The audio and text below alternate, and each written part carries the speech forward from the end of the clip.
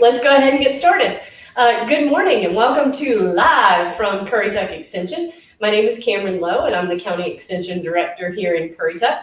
And the information that we're going to be looking at today has been provided by our 4-H Program Assistant, Ms. Stephanie Minton. And as 4-H Program Assistant, her role primarily is to work with youth in a couple of specific program areas. Stephanie leads our electric program, our animal science program, and she also conducts the majority of the programs for our younger 4-H audience, the audience we call Clover Buds, which are between the ages of 5 and 7 years old. She also works with the rest of the 4-H staff on a variety of 4-H activities and programs. So thanks to Stephanie for providing this content. Hopefully she'll be able to be online to answer any questions that you may have. Again, the storms are a little bit crazy, so I know that internet and electricity may be going in and out, so we'll do the best that we can. All right, on today's episode of Live from Currituck Extension, we're going to cover soil. Before we begin, make sure you subscribe to our channel and click that bell to receive notifications. And this will let you know whenever we go live or we post our videos. If you have questions during the class, you can enter those questions in the chat box. If you're watching the recording of today's class, you can find our contact information in the description associated with the video. So feel free to reach out to us on any variety of those social media channels or via email. And you can find all that information on our website, which is again listed in the description below. Okay, so let's jump in. Soil, as you know, is vitally important to supporting life. We need it for building homes, we need it for planting vegetation, for raising animals, and for growing our food and fiber.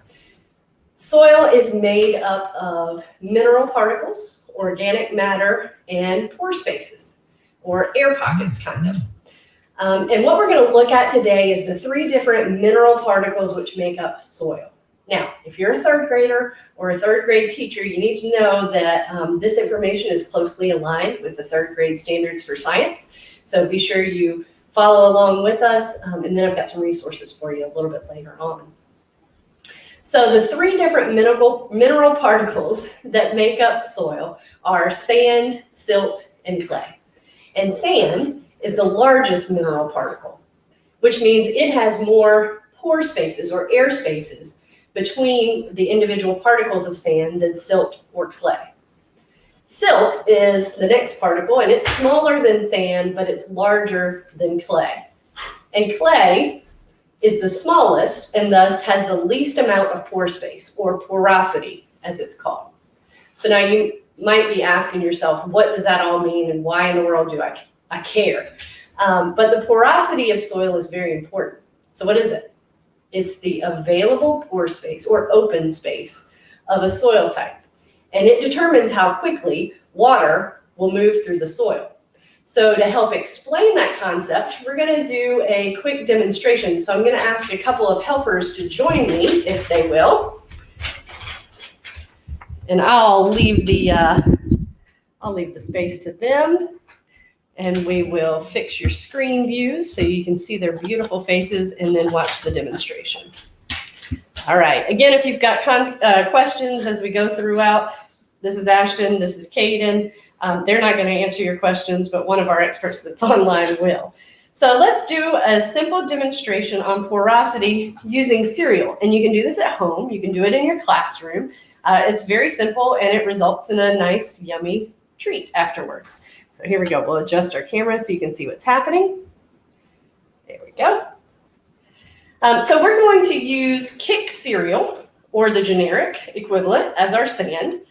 We're going to use Rice Krispies as our silt, which, remember, Kix is the largest of the particles. So the sand is the largest of our soil particles. The silt, or the Rice Krispies, is next, and you can see the size there. We're going to use Cocoa Krispies, which is the smallest particle, as our clay. And one thing I didn't mention earlier that I'd like to mention now is that soil also has an amount of organic matter in it. So that would be leaves, grass, and other materials that might be laying on top of the soil.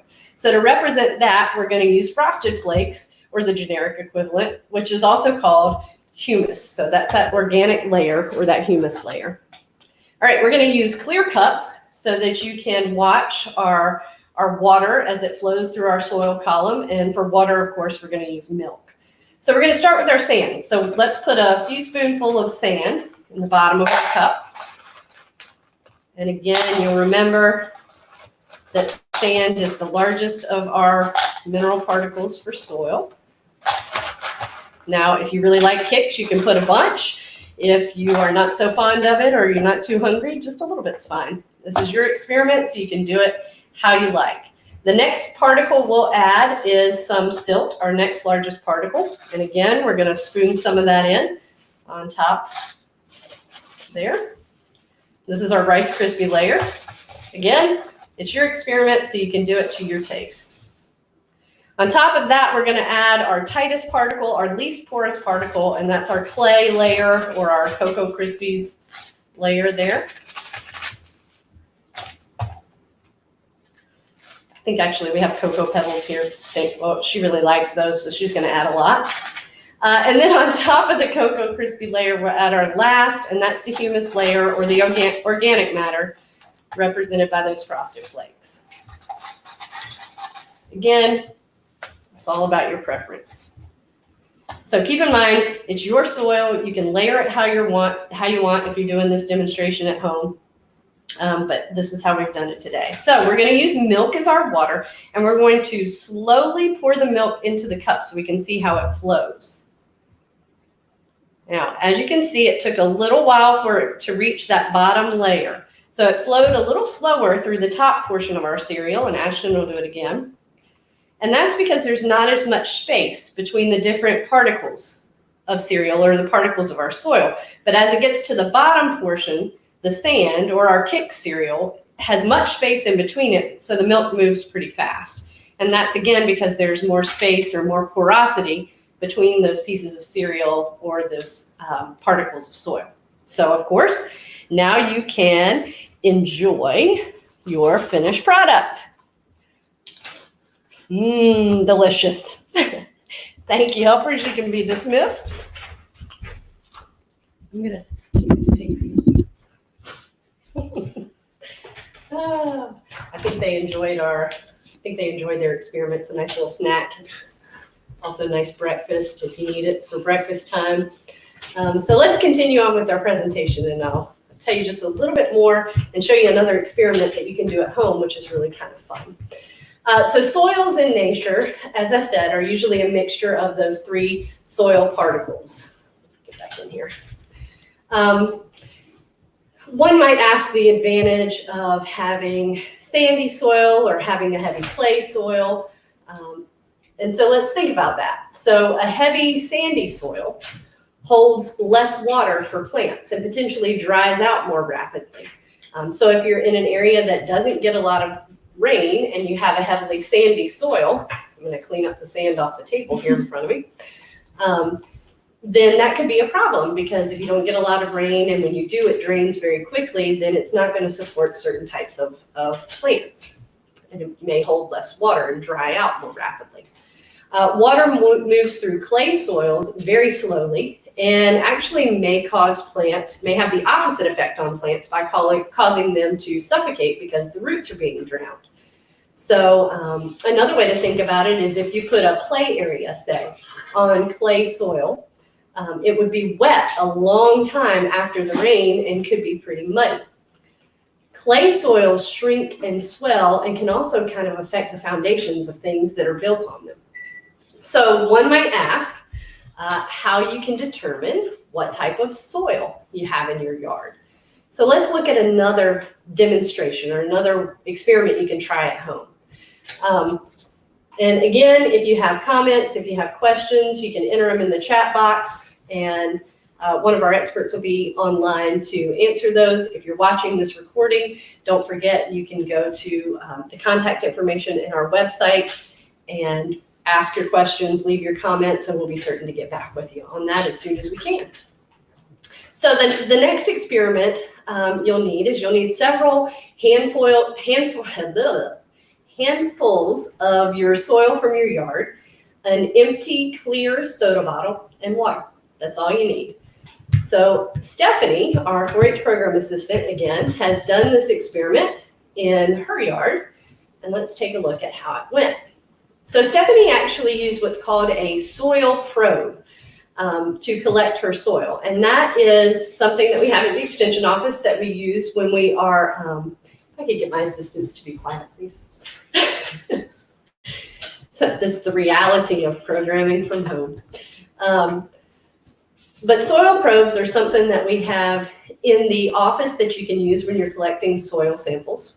And you can actually take a core sample, so you can go straight down into the soil and you can get a depth of soil at all the different layers. And so that's what she's done to collect her soil here. You do not need a soil probe. You can do this experiment by simply digging up a section or a certain amount of dirt out of your yard. So it's that simple. So after you have your soil, you're going to add it to your clear soda bottle and you're going to fill that with water, and then you're going to give it a good shake. And this will mix all the soil particles up and separate them in the water. So you can see this is Stephanie's initial, this is right after she put the soil in the bottle, added the water, and gave it a good shake here. And you can see it's all muddy, yucky, and all mixed up in there. So then you're going to want to set the bottle on the table and observe how the particles settle.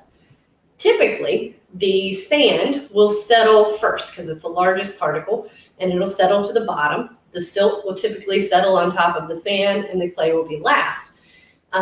This demonstration will take several hours, though. So to show you what happened, Stephanie has actually taken pictures of the experiment that she did at home. So again, this is her initial sample. This is her sample after 30 minutes, and you can already see that some of the particles, I'll get it here where you can see it a little bit better. There you go. You can already see that some of the particles are separating out there in the bottom just within 30 minutes. After an hour, you can see that we've got some more settling, and you can see that humus layer or that organic matter floating to the top there of your picture. After 2 hours, you can again see the cloudiness starting to get a little bit clearer and things settling out even more. We've got another observation after 4 hours. Not a whole lot of change, but again, settling out. And then 6 hours. And then after sitting a whole day, a whole 8-hour day, this is what her sample looked like. Now you can't really see it from this picture, but if I give you a little close up, you should kind of be able to differentiate some of the layers. So you can see here, there is a little line. So that's our sand differentiated from our silt layer. And then even up here, you can see it gets thicker and sludgier looking, and that's likely our clay layer. So you can see the particles actually change in size as you work up that bottle and you look at that picture.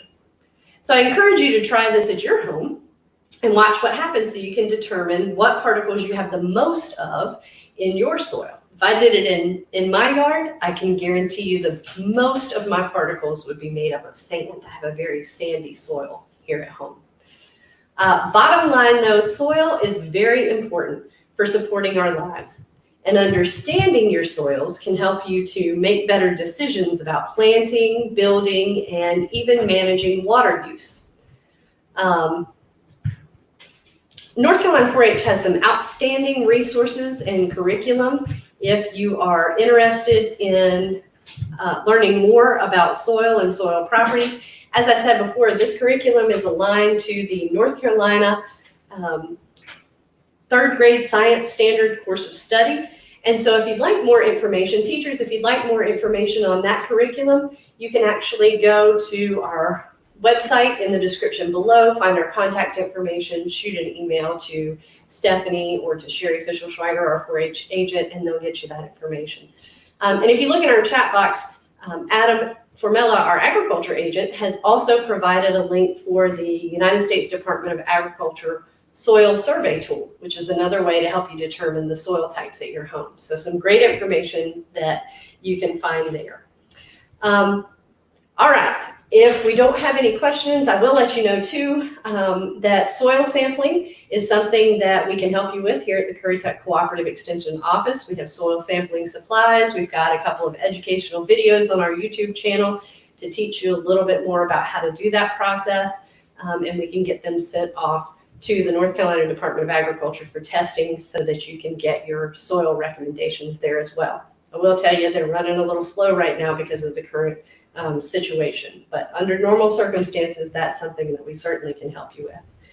So that's all for today's episode of Live from Currituck Extension. If you have questions, you can certainly type them in the chat before we sign off today. If you're watching the recording of this video and you have questions, our contact information can be found in the description below.